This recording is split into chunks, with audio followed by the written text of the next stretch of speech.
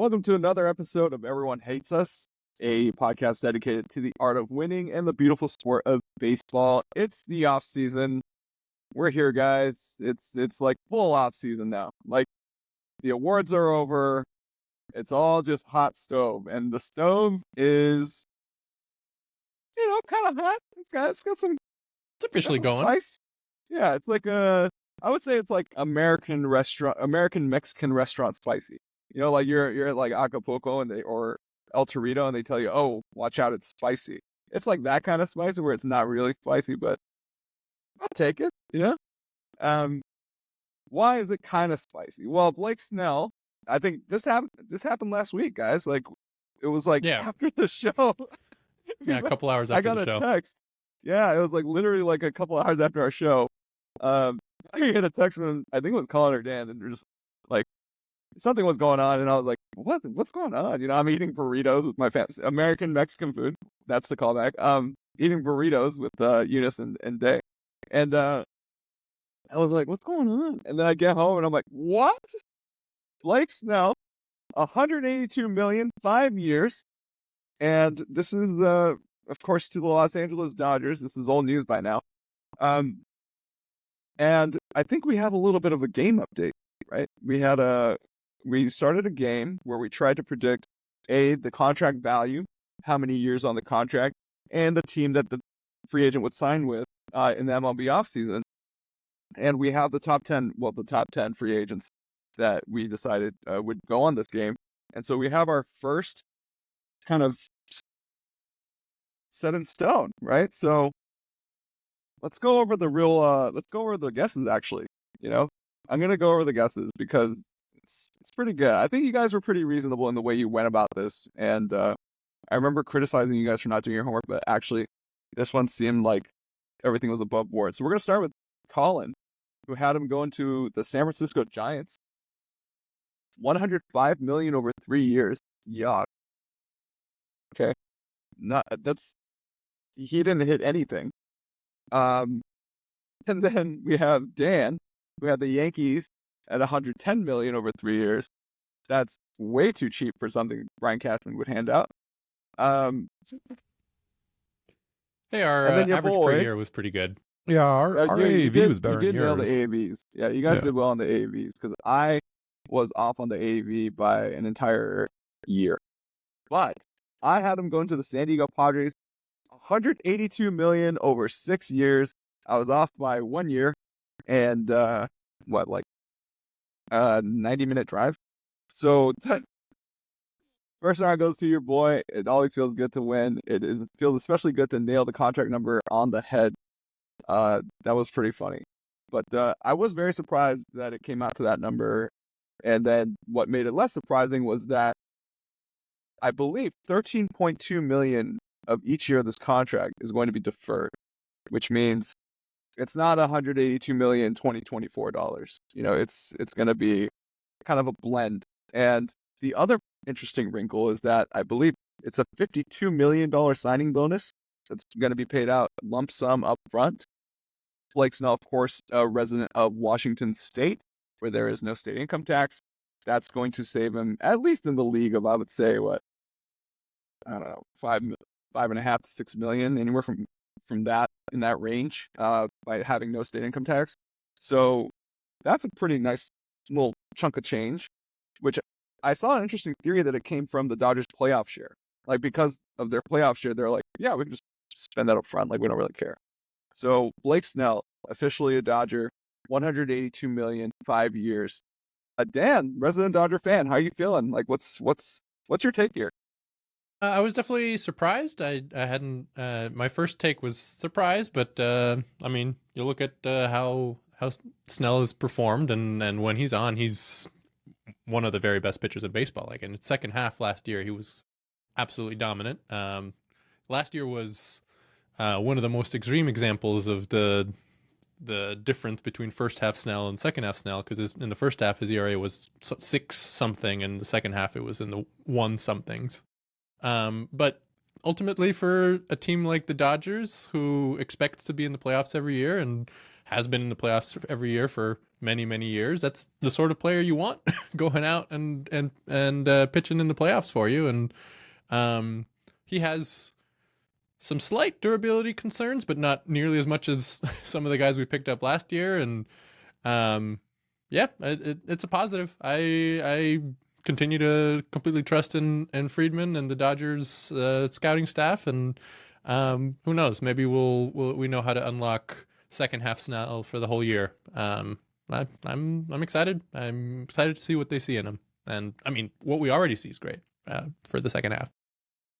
Yeah, and speaking of those durability issues, he has a great K rate. I think it's 98th percentile, 34.7% K rate, and then he's got a 10.5% walk rate, which might speak to some of the durability issues. Like, the pitch count's getting up there, and so he's probably not going to get. You're not going to get as much run out of him innings wise as you might, like a Max Fried or a Logan Webb, right? So, all right, Murph, as someone on the butt end of this, like, has to watch this happen. What's your take on this? And I have a kind of like a sub question. Are deferrals bad for the game? You get a lot of this, like, we need a salary cap. Last year was like, oh, can't wait to see the Dodgers sign Ohtani and then get knocked out in the first round. Well, this year it's, we need a salary cap because this is getting out of hand. Murph, what's your take here? Are the Dodgers too strong? Is it out of hand, or what do you think should be the takeaway for the other fan base?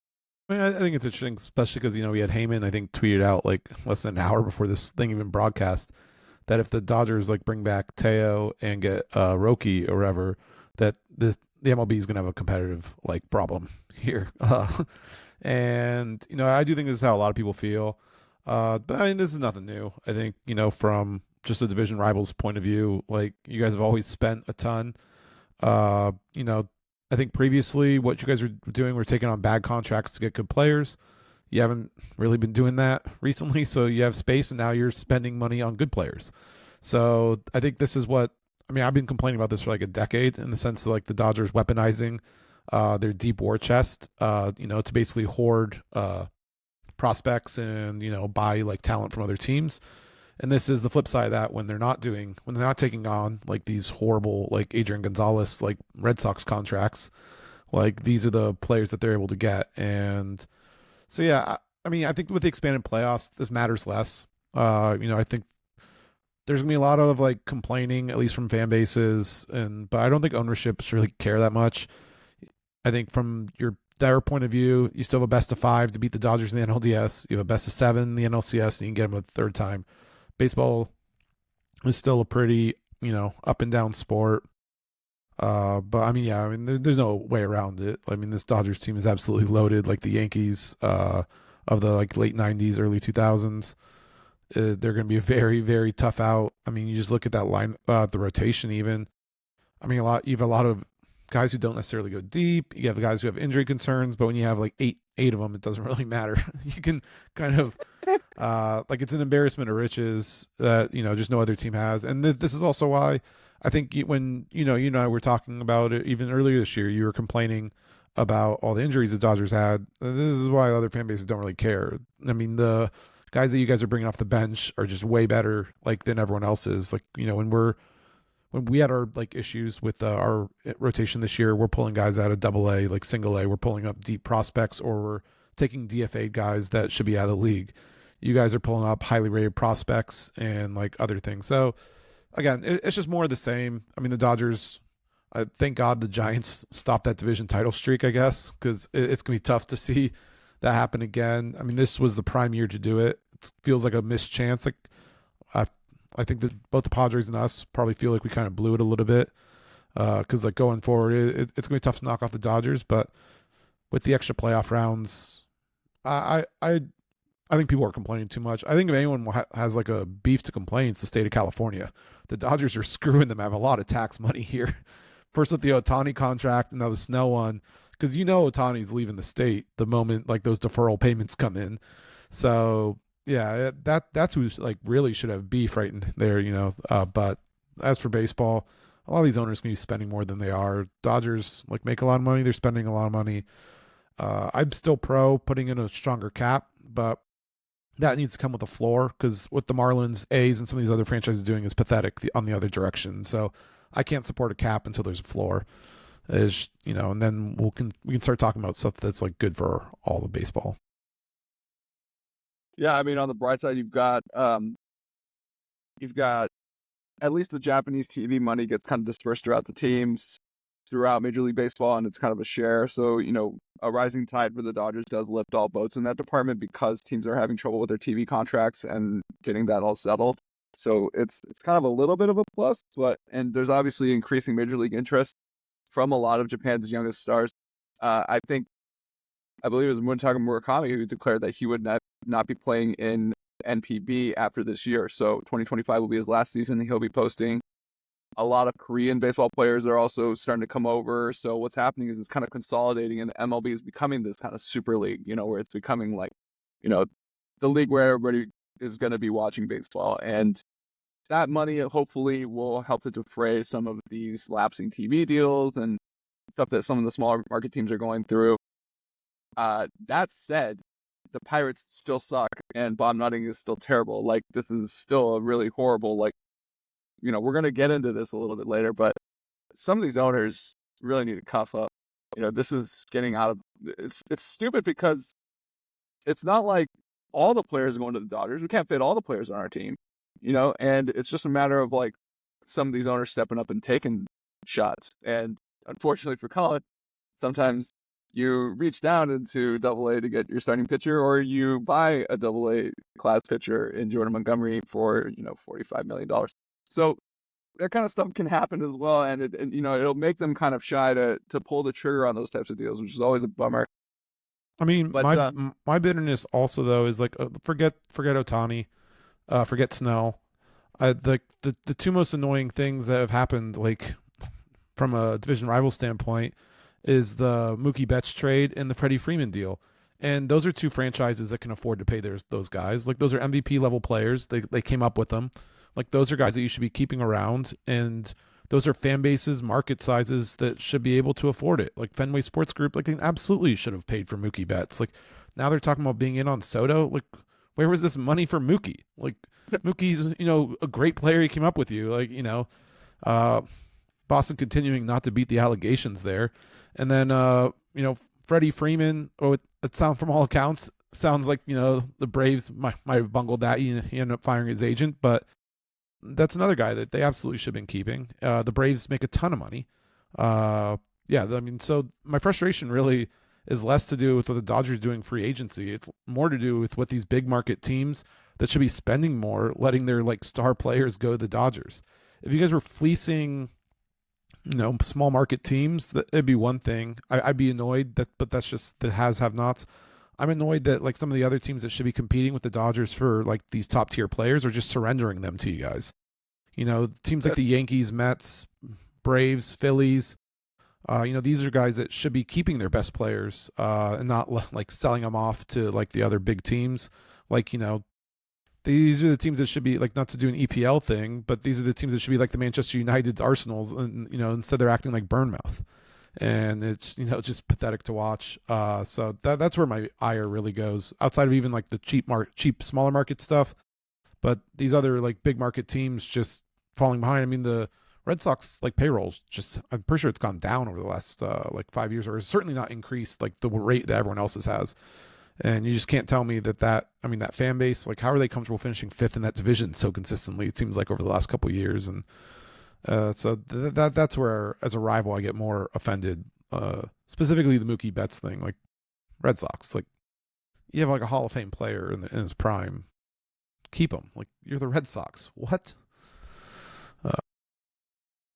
I mean, in fairness, they got rid of a lot of cash that way. We took on David Price's contract, which was at $16 million a year's worth of David Price's contract to finish that out. And they got some prospects in return who haven't really panned out for them just yet. But and they got Alex Verdugo. You got rid of a guy in his prime to basically, you're the Red Sox. You should be the ones taking on bad contracts to take on players. You shouldn't be fire selling Hall of Fame players in their prime to, like, take lottery tickets that might be like 1/5 the player that Mookie Betts is. Verdugo. That's a fire take. Verdugo. I like that. That's a fire take. It's not the small market teams, it's the big market teams who unload and decide, hey, we're just not going to be competitive for the next 5 years because it's not our window. I like that. That's smart. It's why I kind of respect what Cohen's doing with the Mets. Like, you know, from all accounts, that team needed to be burned down and like, you know, restarted. But he decided he was just going to spend his way like through the recovery. And, you know, that's what I think the big market teams like with the deep pockets should be doing. I know we make fun of some of the contracts that they give out, but this is what the Mets knew they had to do to get out from the hole that they had dug themselves into. And yeah, I mean, I think that's the sign of like, you know, ownership kind of handling things properly.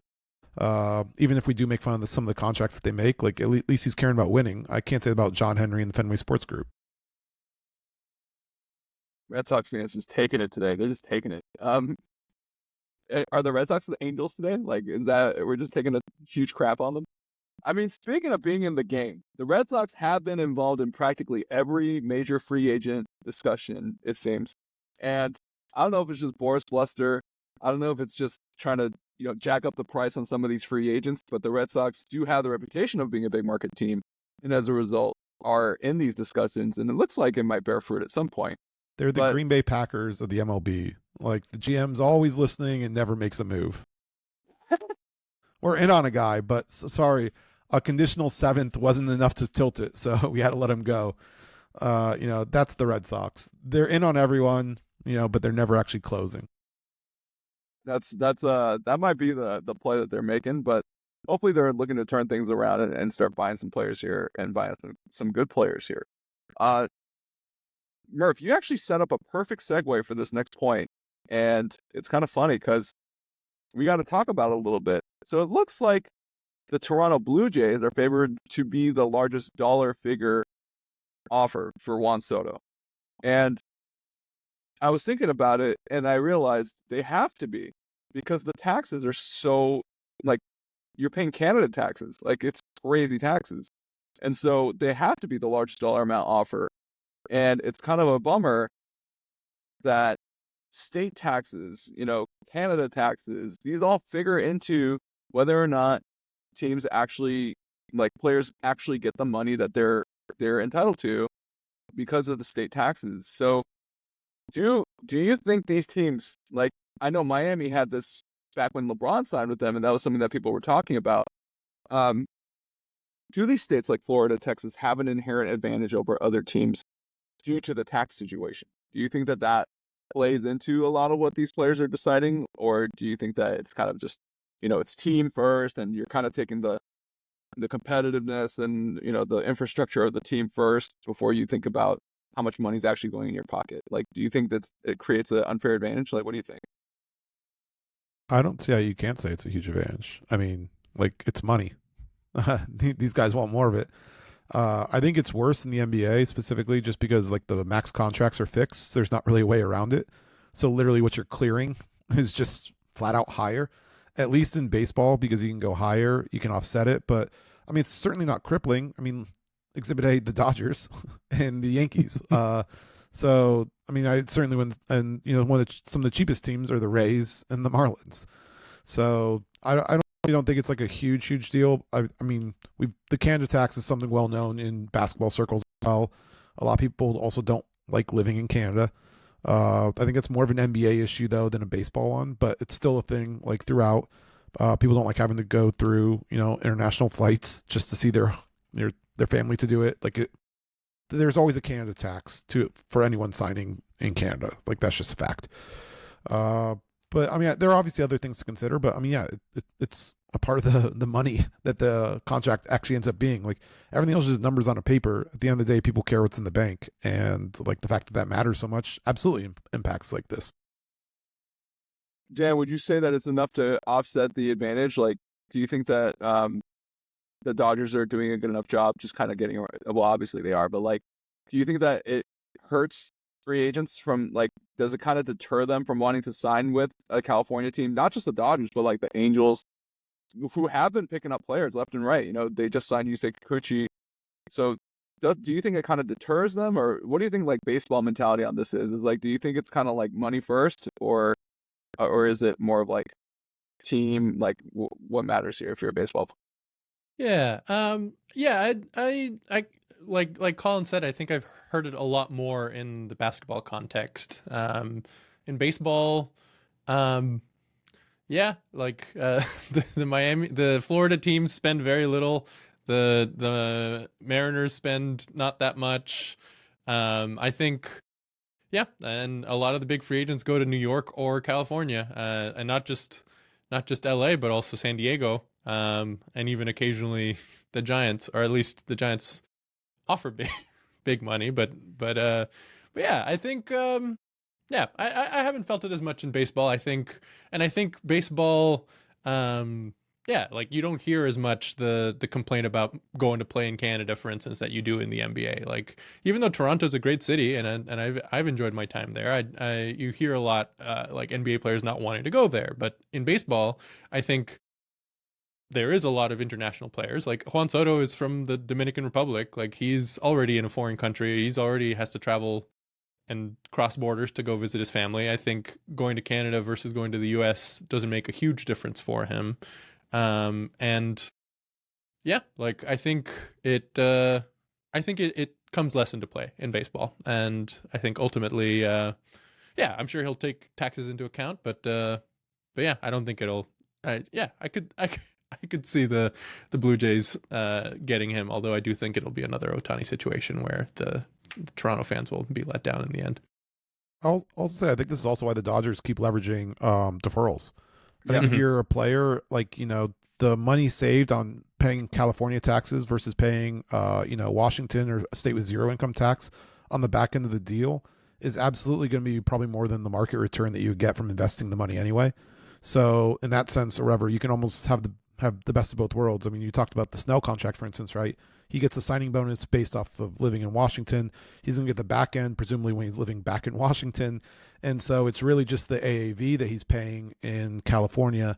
And again, it's only for the home games. So you end up like the Dodgers are being creative in making the difference in the sales tax and the income tax or whatever a lot less than, it would be otherwise. So I think that's the way the Dodgers are trying to get around it. But I agree with Dan. Just it's definitely more of an NBA thing because of like the max salaries like kind of beg it and force it to be so. Yeah, we're dealing with some much bigger numbers on the NBA on a per year basis when you're talking about you're actually still in those states and it's kind of fixed. There's not, you have the waive and stretch where you can actually like kind of defer the money if you waive them. You don't really have that if they're playing and they're still like active on your roster and you have a $340 million contract to kind of figure out there, which is kind of in that realm where it's starting to get with the new media deals. So that's really interesting about the taxes and something that maybe we can look into a little bit more. But this is probably the most boring podcast topic on the face of the planet, talking about state taxes and how it creates a competitive advantage for other teams.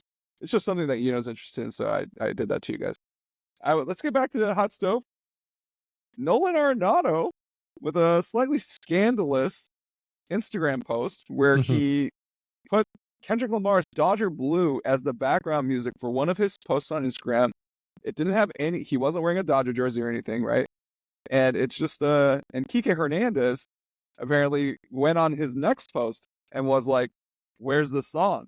And so Kike Hernandez, by the way, a free agent. It is crazy how Dodger free agents, like, any free agent who's incumbent team was the Dodgers is like acting like they're still part of the team, even though they're free agents. It has to be driving their agents crazy. And Dan, I got a question for you, actually. Do you think that they're just kind of waiting to see what happens and then they'll make their salary fit into whatever the Dodgers need? Like, do you really, like, technically, I think Kershaw's a free agent, right? Like, he hasn't been signed yet? Maybe, yeah. I haven't followed, but yeah, I just assume that he'll be on the team. I'm not sure. Right. Yeah. So, like, if you're Kike Hernandez, like, are you just kind of waiting and sitting and just be like, yeah, and I'll take a $3.5 million flyer when it's all said and done? Like, what do you think is going on here? Like, With Kike, yeah, I wouldn't be surprised if we just snap him back up for whatever makes sense. I think he loves playing the Dodgers and is almost a entirely different player. And we seem to appreciate his October magic and have leveraged that excellently in last year's playoffs. Less so for someone like Flaherty, which we talked about in a different podcast.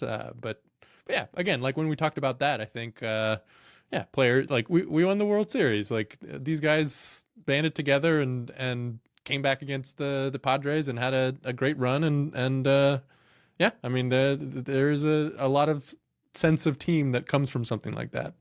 As for Arenado, I don't think it makes a lot of sense for the Dodgers to go after him since we already have Max Muncy, who has been a better player than him the last couple of years. But yeah, I do like Kike stirring the pot. That's always a plus, especially if it annoys Cardinals fans. That's a big one. I'm thinking. So here's my theory, and I'm that guy, that meme with the guy in front of the board with all the like string Charlie Day. and thumbtacks. Yeah. So my thing is that the Dodgers kind of put this out there, just to kind of soften up the third base market. And the Phillies are shopping Alec Boehm, and that's pretty like out there. They know it's going down. Alex Bregman is a free agent, and so like you have all these third base options, and then you just flood it with like, by the way, Max Muncy might be on the table too, and you just kind of throw that out there. What ends up happening is like the market's kind of a little bit saturated right now, and so what happens is maybe like the values go down, the return on the Phillies might get for Alec Boehm might not be as high. That's like my tinfoil hat theory is that the Dodgers throw that out there and just like, oh yeah, we might get Nolan, so we don't really need Max. Obviously, it would be a very dumb thing to do. I think Nolan's OPS plus like 103 last year, something really sad. And Max, obviously, we have Adam Dunn at third base, so prime Adam Dunn at third base. So, that's the kind of player we have. But that was my kind of weird tinfoil hat theory. If now we're gonna switch gears real quick. There's another thing that was proposed that was really intriguing. The golden at bat, which is a rule, as written out. I haven't written out. A team can choose one at bat in every game to send its best hitter to the plate, even if it wasn't their turn to hit. Now, this is baseball sacrilege for most people. Now, but it does make it interesting. It's a little gimmicky. But I just want to know, Murph, who do you think it's going to be? Just take the D-backs, for example. Are you going to put your best bat out there, the hottest bat out there? Like, is this a situational type of thing? Or do you, like, does this become like a title for the player? Like, yeah, I'm the golden AB. Like, what do you think is going to happen? Like, with the D-backs, for example, would you put Corbin Carroll out there every single time? Or would, what would you do? It'd be Ketel Marte. Oh, that's right. Yeah, sorry. Without a doubt. Unless we're playing at Dodger Stadium. Golden at bat? Unless it's Dodger Stadium, we're just gonna spam you guys with Christian Walker. But yeah, I mean, I think the idea is stupid. I think it ruins the whole idea between lineup construction. I think it ruined, like, especially with the 3-batter minimum for relievers at this point. You're basically kind of getting around that whole thing as well. It just seems very punitive on like what the other team's trying to do, and it just kind of breaks up a lot of things. Also, like, what if you put Ohtani up, like, or whatever, for instance, and he's up next at bat too? Like, are you have a ghost runner? Do you get an automatic base runner with it? Yeah, that's what I mean though. Like, are you gonna be able to like bat him twice in a row? Like, does that have to be a position where they can never be on base? Because that can't be guaranteed really for an inning even. Depending on like when you have it, obviously, so as an automatic out if the person like then like would have come back around and batted, but he's on base instead. Is that going to force people to like doing stupid rundowns to try and like not take the automatic at bat? Like, the whole idea behind it, I think, is dumb. I think it kind of ruins the whole point of the whole team thing of kind of what a lineup is. I mean, I don't want to sound too much get off my lawn, but like, what? It's just such a random, like, against the way the rest of the game is played, like, rule. Like, a lot of these things I tend to think about with when it comes to rules like this, and I think Bill Simmons had this thing like about 20 years ago, is that like you need to ask your drunk aunt like what something is. Like, is this a catch? like in football, I think is the one that he was using. And if it looks good to them, then that should be a catch, and the rules should like kind of back that. When you have these person gets to bat now versus others, like you're just making like you're convoluting the game for what, like, so that Fox can on their next broadcast put the Ohtani at bat question mark next maybe, like I think everyone was already kind of annoyed with that. So I hate these like things that kind of pervert the way that the sport kind of is set up to play. But it does solve a lot of problems, right, Dan? Like, and I think MLB has a face problem, and it's in the same way that football has a face problem. And it's that you can't really see you're not looking at their faces for most of the game. Basketball doesn't have that problem. It's very personal. It seems very like there's a strong connection between you being able to see LeBron, his facial expressions, all that good stuff. Unfortunately, you only see Shohei at most for like 1/10 of the game, if that. You see him when he hits something, he does something, and then it's over. Whereas LeBron, he can do something every play. He doesn't do it every play, not anymore. But back when he was really playing, sometimes, yeah, he might do something every play. He might do something on defense, and so you see that. I know one at bat isn't gonna fix things, but it does create more of this aura for the player of like, hey, that's our golden AB guy. Like, that's he's got maybe we give him like golden cleats or something just to like kind of turn it into a thing and make them like the team MVP or what have you. Do you think that that's like what are some of like the motivations for like pushing something like this through? Rob Manfred just disregarding the sport that he's the commissioner of and continuously just shitting on it. I think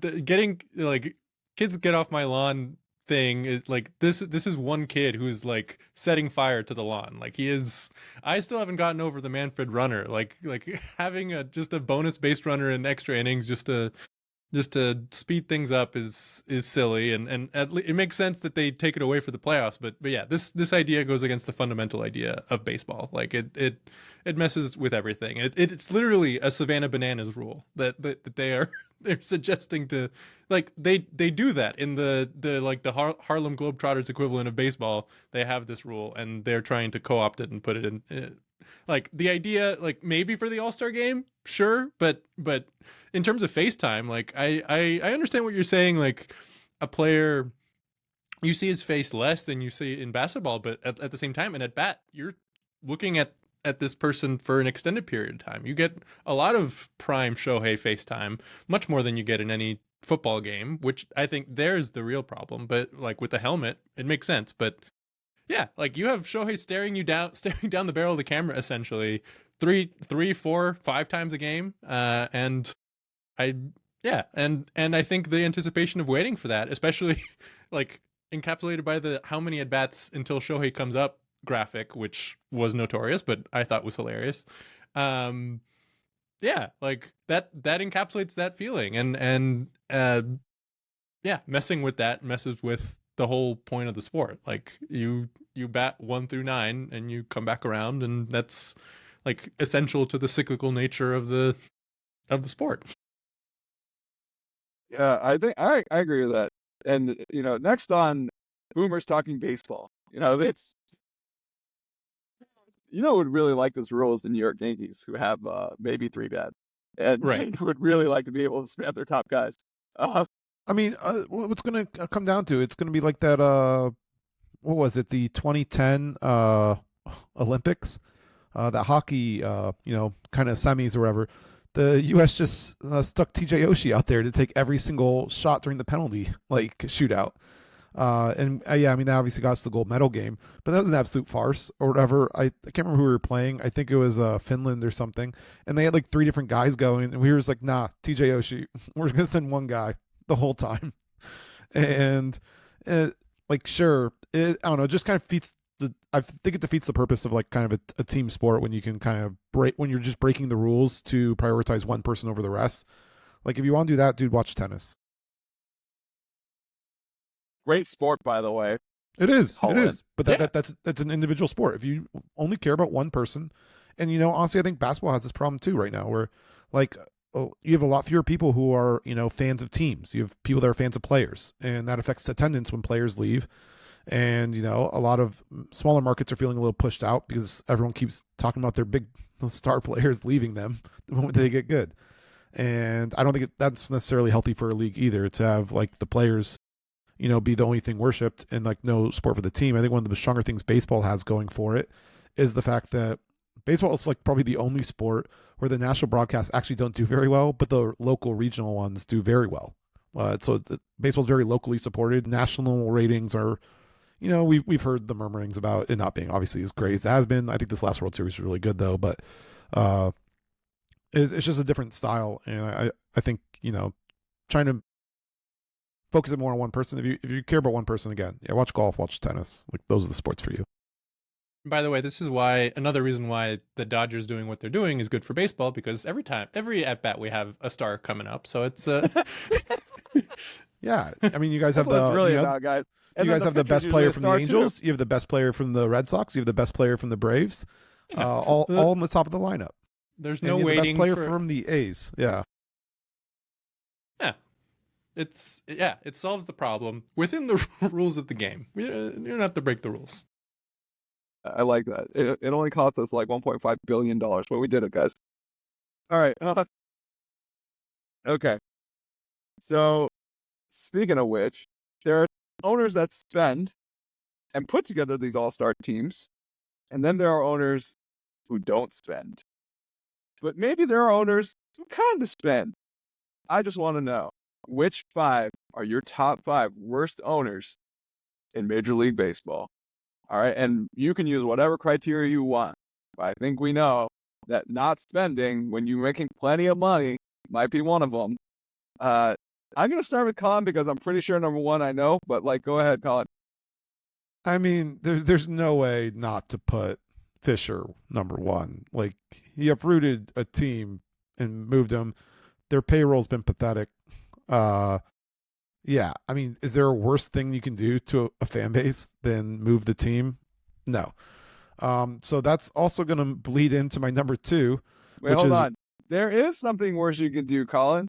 That is spend no money on the team for 5 years and trade away any good player they've ever had throughout your entire tenure, and then sell the team.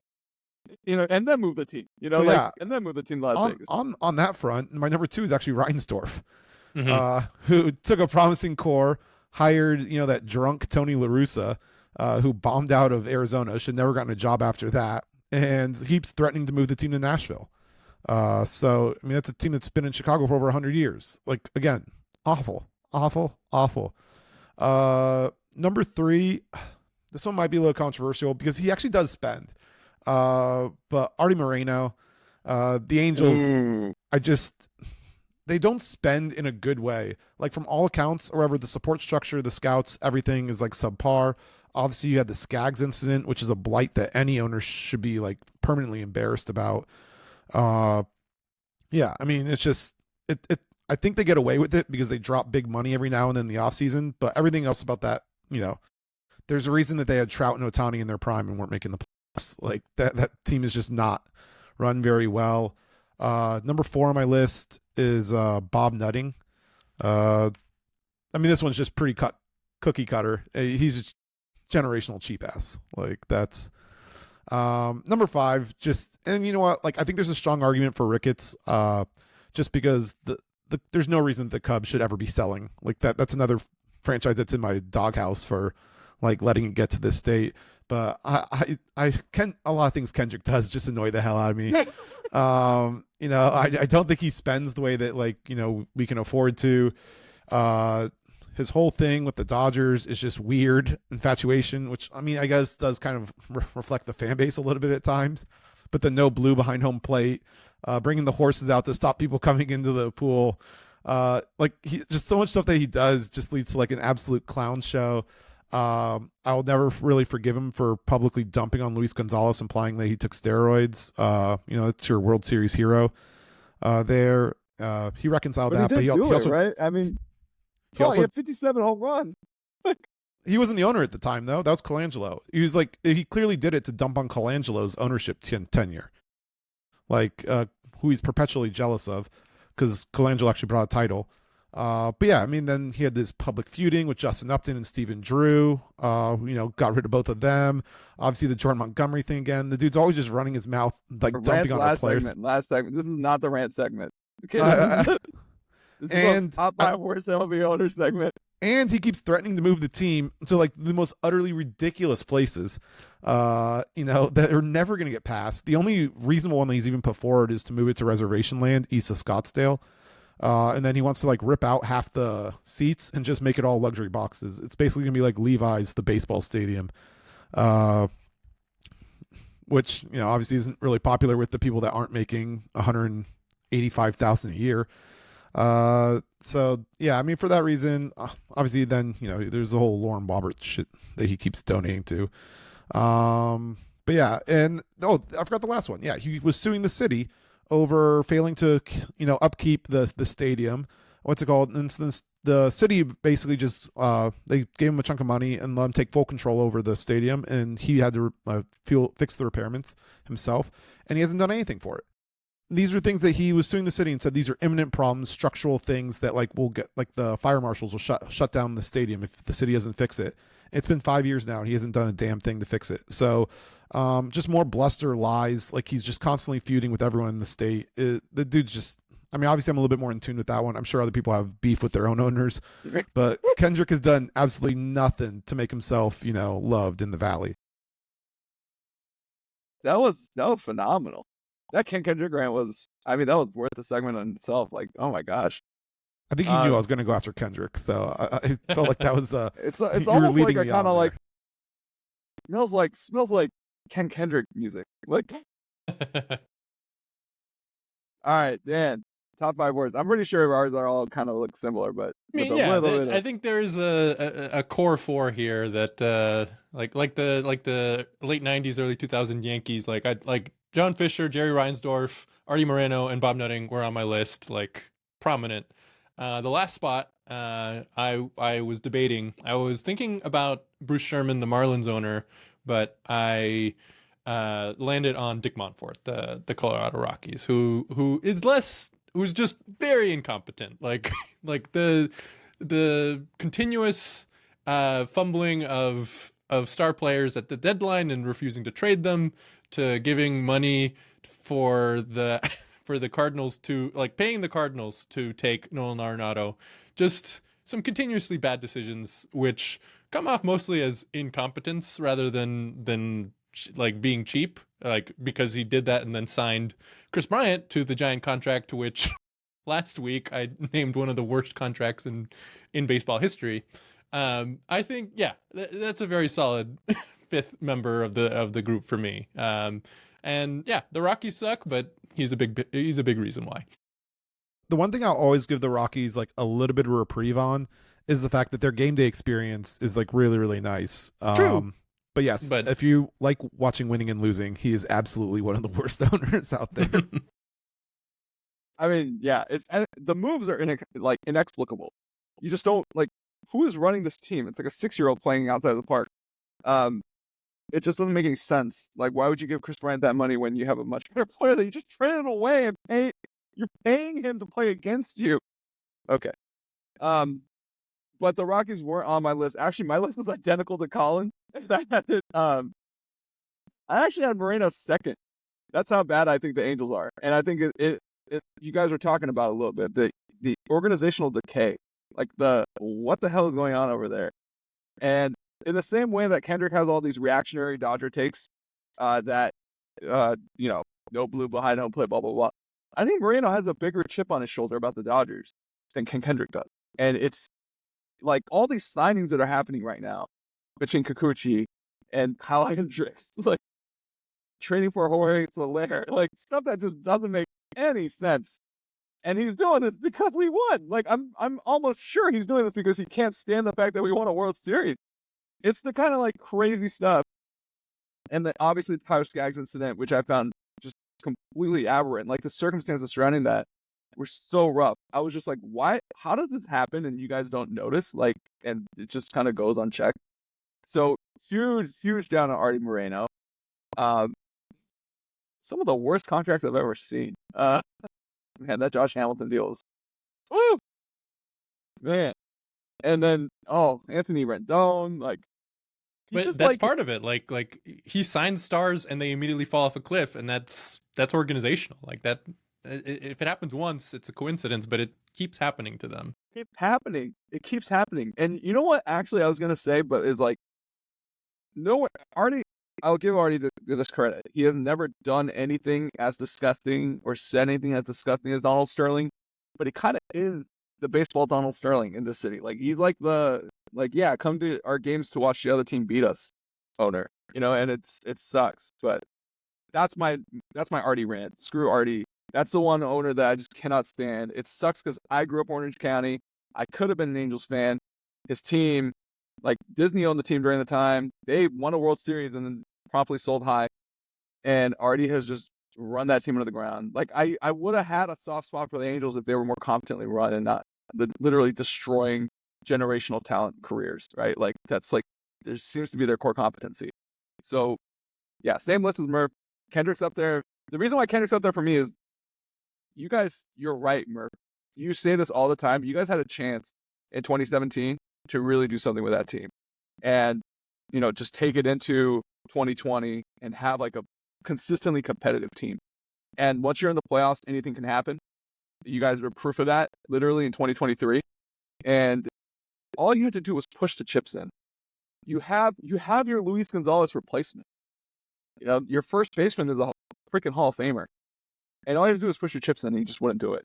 And to me, that's like unforgivable. That's like, dude, that's a franchise player that you just let walk who probably would have taken a discount, who's at a non-premium position like first base. Like, oh my God, it doesn't get more affordable for a franchise player than a first baseman. Like, I just don't know.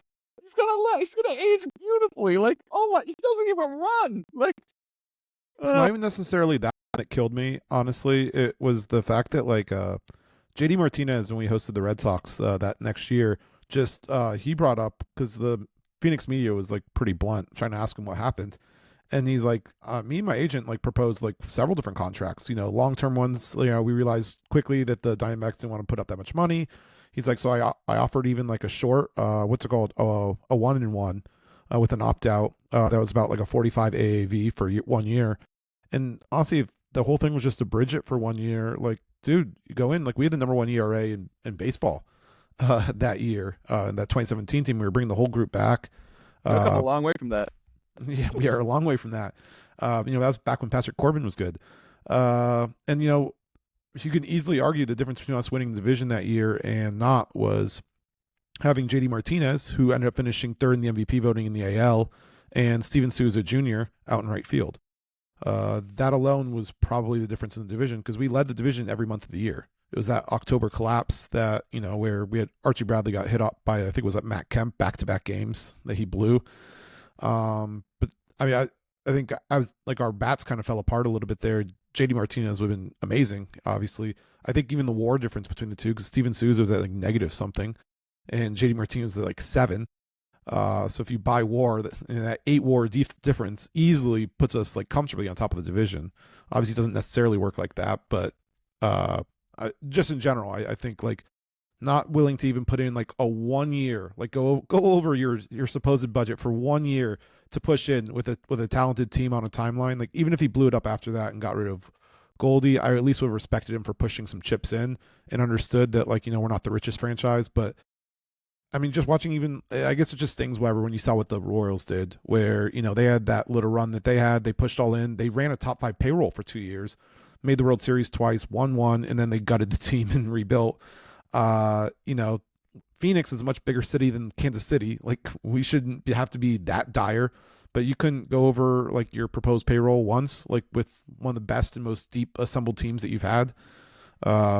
Instead you slowly just dismantled it, blew it up, and then obviously we've rebuilt. A lot of credit to Hazen for that, but that's when Kendrick really just officially lost me, when you're not even going to go in with a team that's built to compete. That's real. Yeah, no, obviously these owners kind of deserve a lot of the hate they're getting, and they are owners, which means that they're kind of the figureheads of these things, and they're going to be lightning rods of criticism. But I thought that this would be a nice like referendum on the ones that are really just not doing their job. And I don't know why you own this team, other than for your ego or like to make money as an asset, which is like there are plenty of things that make more money on a percentage basis than owning a freaking baseball team. Okay, like especially right now. So, yeah, I always thought it was kind of weird that these owners would not be competitive and just like cash in on everybody else, because that is kind of like what it is. They're basically they're on welfare. It's like socialism. Like they get CBT handouts, they get a rising tide, lifting all boats on their valuations. Like they basically just are tagging along and not discounted contributing stadiums. anything. Yeah, Mhm. discounted stadiums, real estate investments around that. It's such a dumb like it's such a cynical way of looking at the game, and that I think that's what at the end of the day we all hate about these owners in particular. Switching gears from baseball to NFL, the thing that's really going on right now. And I asked you guys a question. I want to know which NFL team. So now we have a very interesting NFL landscape where the SC North is like, oh my God, what is in the water over there? Guys, holy mackerel. I'm just going to read off the records for our listeners real quick. You got the Lions and this is the NFC North in the NFL. We got the Lions at 11-1, the Vikings at 10-2, the Packers at 9-3. What the crap? Like it's stuck, guys. Like the Vikings are not choking this season away. And then you've got like the have-not division where they're like, the Falcons are leading the NFC South at 6-6, and the NFC West is literally 2 games apart from first to last at 7-5 and 5-7 for the Niners. Like you have these weird situations, and then you got the crazy loaded NFC North, which I know strength of schedule plays into this a little bit, but because it's your guys' turn to play, which division was AFC it? South. And AFC South. Oh, that's all love. believe the 3 teams that are on top of the NFC North right now are 12-0 versus the AFC South. So beating them like the redheaded stepchildren they are is, yeah. Our apologies to all stepchildren and redheads. Nothing wrong with y'all. Jesus, Collin. You got me making apologies in the middle of a It's a figure of episode like speech. this. It's not any figure of speech that I approved of. That's ridiculous. And it's exclusionary. We don't do that here. Murph, we've got a bunch of 9-win teams, though. We've got the Steelers. We've got the Chiefs. We've got the Bills. And then in the NFC, we've got the Eagles, the Lions, Vikings, Packers. I want to know which one of these teams is the big fraud. Who here is not one of us? So I'll just say Bills, Lions, Eagles, Packers, I buy fully and wholly. When you posted it originally, This guy snuck Packers in there like it was no big deal. Like I agree. They're playing well. They're good. What's it called? Yeah, I mean, what's it called? We lost on a slip and slide in Brazil, and the first game, Love came back from the injury, and we have one other loss outside of that. Yeah, I'm not really too concerned about the Packers. Very solid team. All right, Yeah. sorry for interrupting. Okay, so Bills, Lions, Eagles, Packers. So I was gonna say, like, the way it was originally phrased was overrated / fraudulent. If we're talking about overrated, it's the Chiefs. They're 11-1. They can't seem to blow anybody out. They need a game-winning drive to beat teams like the Panthers, a fumbled snap, a blocked field goal to win these games against the Raiders and stuff. Like, this is, I mean, by all accounts, this is the weakest 11-1 team in NFL history. But I would not call them frauds because, like, the track record of Mahomes, Kelsey, Andy Reid, Chris Jones, Spags, like it's way too much to call this team ever frauds. Like, I just want to be very clear about that. But this is not your normal 11-1 team. Like, this also does not look like a team that's playing with its food and like just kind of bored and waiting for the playoffs to start. This looks like a flawed team that like is just very, very clutch right now. And like they have, a rabbit's foot jammed so far up their ass that they just can't even, breathe. So, but yeah, I wouldn't call them frauds. I was honestly, for the longest time, I've been bagging on the Vikings. Darnold specifically turning into a pumpkin. I was very impressed with what they did the past week, beating the Cardinals. That was definitely a game I kind of thought they were going to drop, and I thought we had a chance to kind of maybe pick up some ground in this division that just never stops winning. So, I mean, that defense looks really legit. I don't really buy Darnold as a Super Bowl winning quarterback. And so, like, if we're talking about of the 7 teams here, they're probably the team I trust the least. The other one I would say the Steelers. That defense just absolutely runs only on TJ Watt strip sacks and interceptions. And when those things dry up, that defense is just not very good. And the offense in the red zone has been horrific. Boswell has accounted for way too many of their points this year. Thank you so much, Chris Boswell. Yeah. Anyone that has Boswell in fantasy can speak to this. That dude has probably been winning their league. Yeah. Yes, sir. Yeah, so he has like multiple games where he scored all their points and they've won. So the Vikings are Steelers to me. I think the big thing with the Steelers, I don't think anyone would be surprised if they, don't win the division. The Vikings, obviously no one expects them to, but the Steelers are on top. But I don't think anyone would be truly shocked if the Ravens run them down. And then you're talking about them going on the road in the first round. I guess they'd probably get the Texans, who haven't looked too great either. Yeah, I think of the ones that might flop earliest, I would put it on the Vikings because they're going to be playing probably an NFC West team, and I think those teams are still frisky, even if our division has kind of ran right through them so far. But I do have a lot of respect for some of those NFC West teams. Like I think they're going to be some tough outs there. Well, Murph, the Steelers obviously definitely look kind of interesting. I can't believe you're giving Kansas City this much leeway. I know you're calling them fraudulent. I think would be appropriate this year only because the amount of hype isn't like they're treating them like they're the Chiefs of old, and that's kind of what I'm getting at. You're still treating them like they're the Chiefs of old. They're the current 1 seed. They're the back-to-back champs. They didn't look great last year. They went on a run the playoffs. Like Reed and Mahomes have a long track record. Like, do you really feel comfortable betting against this team in January? I guess that's the question. You're a baseball fan, you know all about devil magic. This is a classic devil magic team. They will like this win against the Raiders was pure devil magic. Like they had no business winning that game, but then they just the game honors you. Okay, the game honors you. You're the Las Vegas Raiders. Winning, get out of here. Like that has nothing to do with the Chiefs. It has to do with the Raiders. Like you're the Raiders. You don't get to win. Yeah, but it happens every week. This is. Yeah.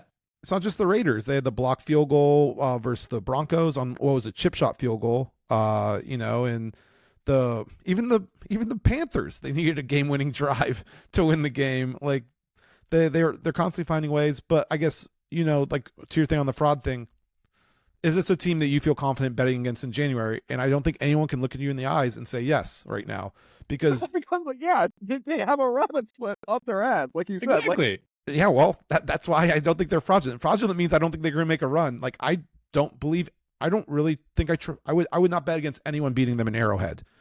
If the playoffs run through Arrowhead, which the AFC has every year but last year when it didn't even matter because they won anyway. They went into Baltimore and beat Lamar. I don't know. Yeah, the AFC team with the best chance to beat them in the playoffs is the Bills, and they have completely owned the Bills in the playoffs. I know, but like I would say it's the Bengals, and they're 4-8. Quote me, print this. Quote me, print this. Bills are going to dog walk the Chiefs. Are you kidding me? Have you seen that game? I will believe it when I see it. In the snow against San Francisco, their defense is dead. Oh my God, Josh Allen just put the business on them. I will believe it when I see it. There's nothing that's been more consistent than the Bills beating the Chiefs in the regular season than losing to them in the playoffs. Yeah. Like I think it's happened 3 times already. But you can't keep doing this. They can't keep getting away with this. You can keep losing the same team over and over again. Ask the Cowboys every time they meet us in the playoffs, and us versus the Niners. You absolutely, no matter how good you are, you absolutely can keep losing the same team over and over and over and over again. And if it's happened at exactly. A great example is us with the Niners. It's happened so much that it's in the heads of the players. Like I think it is absolutely in the Bills' heads, and that works to the advantage of the Chiefs. Like the Chiefs, this is a devil magic team. Like I think the Chiefs whoever have they face. Yeah, exactly. Like they get teams to start pressing against them, and when they start pressing, they make mistakes that they normally don't make, and these teams just collapse against this Chiefs team that really isn't very good. Guys. But ultimately, Okay. yeah, like they won the Super Bowl last year with like they had no receivers, but they just beat a better team on paper and won it. And this is they just I will believe it when I see it. Like Yeah, Okay. there's no reason that they should I'm have putting it beaten. out there. There's no reason they should have beaten the Ravens or Niners last year. Both those teams were I way more agree. complete teams. And they blew both of them blew it. I mean, the Ravens. Here's the thing about the Ravens that's kind of scaring me is Justin Tucker, is not doing it this year. I don't know what's going on, but that's really scary for a playoff team. You want those 3 points. You have to make a decision based on, is it a 3-point to 7-point trade off? Not, is it a 7-point or possibly nothing trade off? Like that cannot be part of your calculation of like Justin might miss this if we're out 45 yards. That's, to me, that's like a huge thing that's going off the radar here, is that Justin Tucker is not Justin Tucker anymore. Like something's going on over there. And the Eagles just freaking won a game off that. Like legit, like my team just won a game off Justin Tucker missing field goals left and right. Like, or mostly right. But he's just he's not hitting. So that's kind of scary. Ravens are screaming 2021 Packers, where the whole season, like we were the 1 seed, we were looking great, but I think Grievous, I think you and we even sent a text to each other or whatever. It's just like, this special teams is absolutely going to cost us. And then sure 100%. enough, massive big kick return, blocked field goal, blocked punt. Ufanga, blocked punt. Yeah. Okay. Real quick. Murph, I know you're casting aspersions on my boy Sam Darnold. You say he's going to turn into a pumpkin. Our boy has 67% completion percentage on the year. He's got 102 passer rating. Not a pumpkin, Murph. He's looking more like pumpkin pie. Like pumpkin pie spike. I like this. He's looking good. So, Murph, how much of a fraud are you saying the Vikings are? Because that's my thing. Is my fraud pick was the Chiefs, because I was like, this cannot go on forever. You want to talk about turning into a pumpkin? That offense is a pumpkin. Like, I don't know what the hell is going on over there. Like, who are they throwing to? Devil magic beats fairy godmother magic. I don't know. Fairy godmother. No, Mahomes is the pumpkin this year. For the record, Okay. my overrated pick is also the Vikings. There we go. Of course, yeah. This is not remotely surprising because you guys are both Packers fans, but I'm because telling we've you, watched them. Yeah. I'm telling you. I am Vikings, in an NFC North city. I see them on TV almost every week. Okay, I'm not saying the Vikings look good. Okay, I'm just saying give my boy Sam a little bit more credit. All right, he's from your school too, Dan. I know. Okay, so what? He graduated. He's gone. Big one. I was really impressed when he put up 4 field goals versus Jacksonville.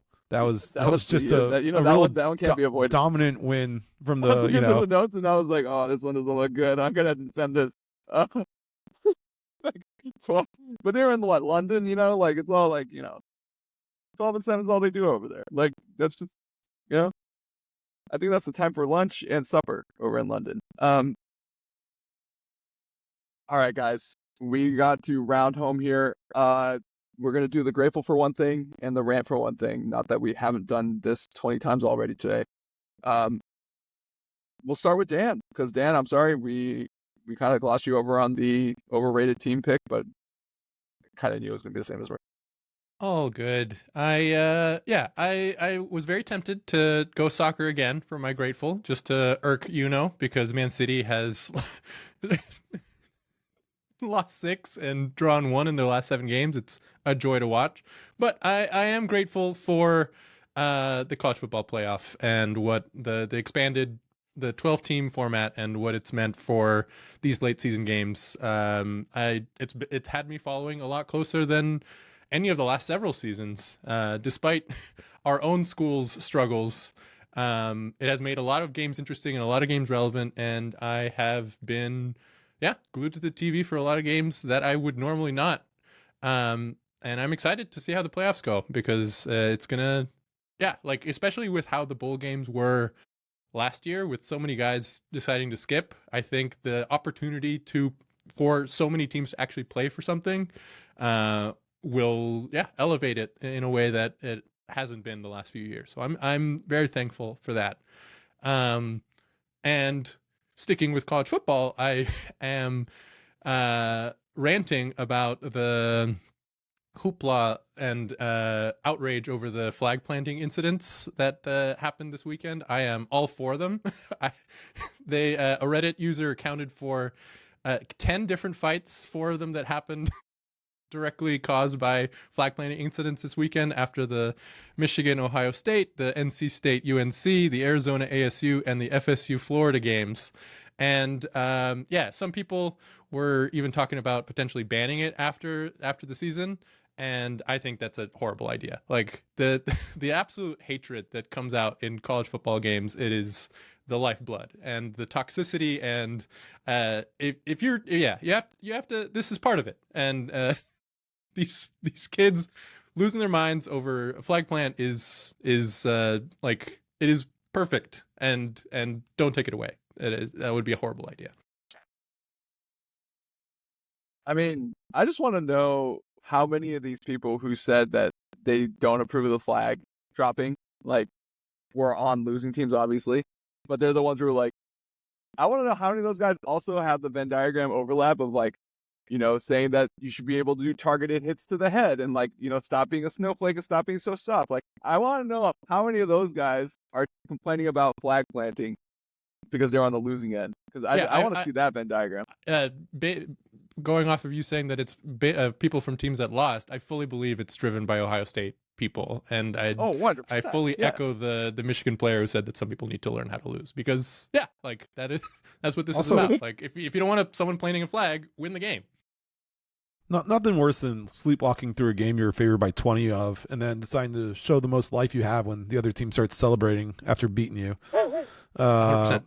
Just straight loser mentality there. I mean, in Michigan has room to talk. Like, what's it called? Texas planted the flag after they beat them earlier this year. Michigan didn't start a petty fight over the whole thing. So, you know, I mean, Ohio State, like, I don't even know why they're so mad, honestly. They're still going to make the playoff. They lose a chance at the Big Ten championship. You know, Ryan Day continues to not beat the allegations. But the Ryan Day 1,000-yard stare after the game was pretty hilarious. I don't think I've ever seen a head coach or whatever like just be more useless in a fight. Like he just comes like, okay. The one exception actually might be Juwan Howard, who actually started the fight. Not to, I guess, stay in Ohio State and Michigan land here. But yeah, I mean, dude, everyone's just fighting and he's just still looking out there. It's like, oh man, what's going on? Like it reminds me also of like that Jim Caldwell I'm dead stare, like as like Peyton Manning's like trying to figure out why he's calling a timeout when the other team's in field goal range. They had one timeout left. They were clearly going to take the timeout with 3 seconds left, but he calls it with 12. And then Peyton Manning's like, what are you doing? And Caldwell's just staring off into space. And then they gain like 10 yards and kick an easier field goal. And he's like, well, I thought we could get a sack. Okay, bro. Yeah. No, I love that rant there, Dan. That was actually one of the 2 I had listed, so I'm glad you got into that. Thank you, sir. It's your turn. You got to go. All right, I'm always grateful for, honestly, Thanksgiving week is one of my favorite sports weeks of the year. Just in general, you kind of have the football season's kind of hitting a little bit of the stretch run where you're starting to kind of separating the has and the has-nots. College football's in pretty much its final run here. As Dan said, a lot of great games this past weekend. And college basketball really kind of has its first, like, you know, kind of big showing. Feast week is great. You have all the tournaments and everything. Just a lot of great sporting events like over the weekend. And it's just awesome because you also have the long weekend typically. So you have 4 days off to watch them all because you're not working. And so, yeah, I'm a huge fan in general of, like Thanksgiving Day weekend. I'm very grateful that, so all the different sports kind of come together a little bit to create like a really great experience there. And along those lines, this is going to tie into my rant, similar to my rant last week or whatever. Dan Hurley, I mean, could you be a bigger whiner and loser? You go, what's it called? You've now beaten 5 teams, Ken Palm ranked 305 or worse. You've lost to all 3 teams with a pulse, and you come out of that tournament and say you'll never do one again. He got teched up and cost his team the first game. That was pretty much the margin. And he said, I don't think of any of back-to-back champion coach has ever been treated this way. He's trying to like big time the refs. Dude, it's November. You've won 2 titles. Like, what is wrong with you? And I think this is also contributing. I talked before about how the breaking up of these tournaments, which I think are very special. People are wondering about the future of the Maui tournament in general with some of these like player collective tournaments that Vegas is running and other stuff. Obviously, firsthand, I've experienced this with the Great Alaska Shootout losing its, priority seat as one of the premier tournaments as it got kind of shelved as ESPN abandoned it for the Battle for Atlantis. And then, the Great Alaska Shootout even got canceled shortly after, but it was really more of a D2 tournament after all that funding left. And so we went from seeing Dwayne Wade and, Coach K and all those teams, JJ Redick was up there, to, seeing a bunch of D2 guys no one's ever heard of. Maui's like staring down potentially this as well. And when you have, kind of big stewards of the game like Dan Hurley come out and just dump on the tournament, that's supposed to be like a really special moment, I think, for everyone, and kind of just trash everything about it. It's you just kind of don't expect that from someone who like kind of came up and played like through college and everything. You expect them to have maybe a little bit more appreciation for what some of these things mean. But I guess, yeah, he's does no plans on doing a preseason tournaments again. I guess Central Connecticut State has too many openings in their schedule. He's going to try and fix. So, yeah, I think it's a big miss if we're going to lose events like this, because anytime you can get some of these big matchups, it kind of kicks off the college basketball season. Otherwise, I mean, college basketball is functionally irrelevant to most audiences until after football ends. And so I think they'd be doing a big disservice to take away stuff like this. And at that point, you're kind of again becoming NBA light. And I think similar to how college football, the passion and everything, that's kind of what separates it from the NFL. If you're going to end up being, pro league light, it's just not a way to succeed here in America. Like, I just don't think I think it's penny wise, pound foolish. I think I've used that term a couple times now. Like, you're just not really going to build market share, kind of acting that way. One last thing on UConn. Sorry, one last thing on UConn, that there's no reason that they should be ranked after losing those 3 games in 1 week. Like, still being ranked at 25 is very silly, and Dan Hurley should be thankful for how. Eric Newman, special shout out to him, ranked UConn 10th. After they have 5 wins of KenPom, 305 or worse, lost to all 3 decent teams they played. Oregon, unranked, despite going 3-0 and beating 3 teams that he has ranked. So Eric Newman definitely gets a little shout out for the worst ballot I've seen. But yeah, I agree. Like, what have they done? They've proven that they can beat teams that I think their best win right now is Sacred Heart, who is projected to finish dead last in the Metro Athletic Conference. Like, come on. After that week, you have to fall out of the rankings. Like that's the only just thing. Yeah. Also, they got dog walked in the last game. Yeah. The 7th, 8th place game. They got Dayton just kicked their asses. Yeah.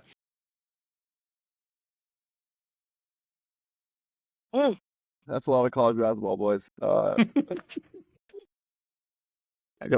should throw that out there. Damn. I am grateful for. We talked about this actually already. I'm grateful for Justin Tucker, because holy hell, this guy knew how to make a field goal. We'd be toast right now. Like, my beloved Philadelphia Eagles were able to pull out a win over the Baltimore Ravens thanks to Justin Tucker missing, I believe it was 2 field goals and a PAT that would have been, honestly, made it a really competitive game. They kind of backdoored like a weird tutty there, no holding call, all that down the stretch there. It was a garbage time TD, but Eagles could have lost that game just as easily, but Justin Tucker decided not to show up. I hope he figures it out soon for his sake. Like, you never want to see a player as legendary as Justin Tucker. Like, he's as legendary as kickers go in this generation, and for him to kind of fall off like that is kind of scary. But hopefully he gets it back. My rant is about the Los Angeles Lakers. All right, guys, football is coming down to the stretch run here, and it's time to start paying a little bit of attention to basketball. It's almost Christmas, which is when the basketball season really starts. Here's the problem: the Lakers are doing the same effing thing every effing year. And I thought having JJ Redick as an X's, and he is a pretty good X's and O's guy. I'll give him that. And his lineups do make sense. Like, I'll give him that as well. This team just sucks. Like, it's not. It's just mid. It's a mid-ass team, and we're just not going to do anything. And we've been treading water for like 3 years, and it sucks. And just knowing that there's no point in watching basketball, and that's the thing I kind of hate about basketball. It's so easy to check out of it. Like, we're just like, dude, we suck this year, whatever. Or we're kind of mid this year. Like, I guess I'll go to a game maybe, if I get the tickets for free. Like that's kind of how you think about it. It's just, I wish the Lakers would either be really freaking bad or really freaking good, but just kind of mid and just riding this LeBron wave out and, blowing through a few more years of Anthony Davis's prime, which is, yeah.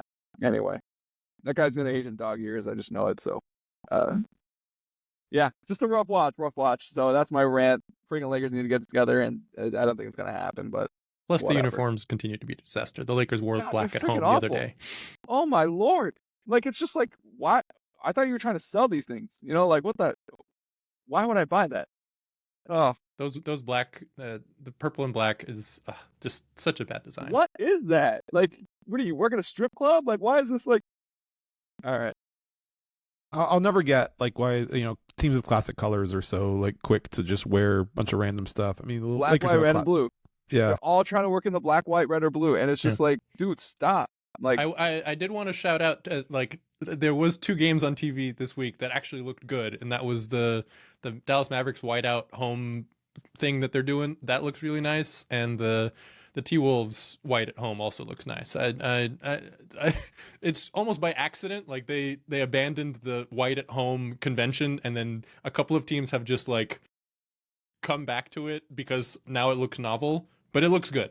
and I'm thankful that some teams, even by accident, are still making basketball look how it should on TV. Yeah, can't forget this podcast mantra. If it's all white, it's all right. Thanks, Dan. Thanks for joining us. Thanks to my co-hosts, Dan Greenitz and Collin Murphy. Give us 5 stars if you're listening. Give us a thumbs up on YouTube and subscribe with that bell thing and all that good stuff. And leave a comment about things you want to see, things you want us to talk about, because I'm running out of ideas. Help me. I'll see you guys next week. Take care.